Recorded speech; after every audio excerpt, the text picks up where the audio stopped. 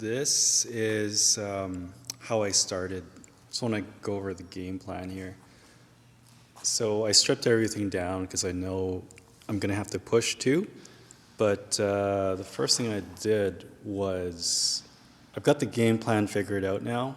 And I've already done some work, but I'll show you what I'm planned to do. So the access is really good on this one. So that's great news. There's a lot of sound deadener back there. You can see that. See all that white stuff there with the pluses on it.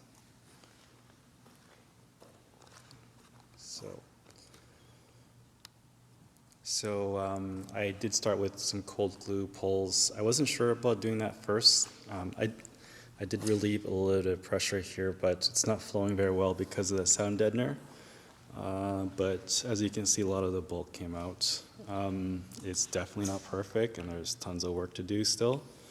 And then I think I'll glue pull this edge a little bit. I gotta be really careful because right here, the seam sealer is cracked. I will reseal that later.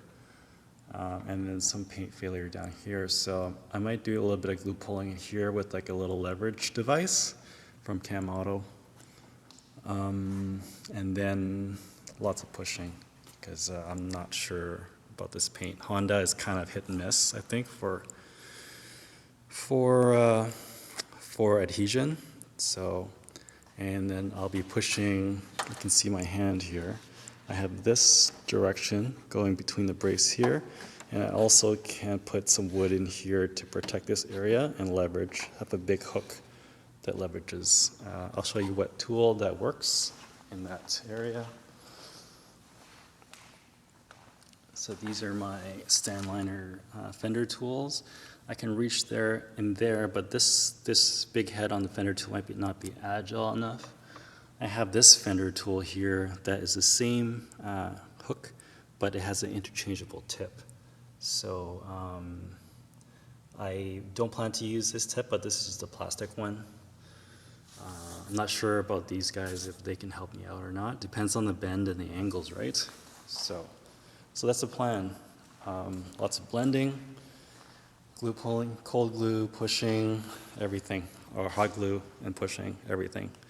So, but I think this is possible.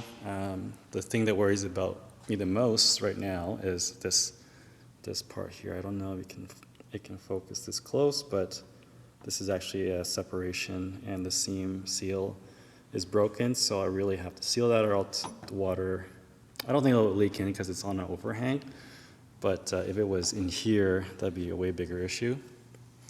But as I pull this and push this, that gap, I learned that from one of the repairs I did in the past, a really bad one in this similar area on a Toyota RAV4, that when you work this area, this gap will get bigger.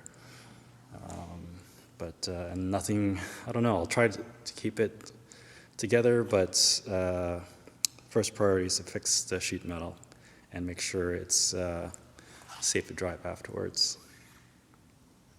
All right, that's about it.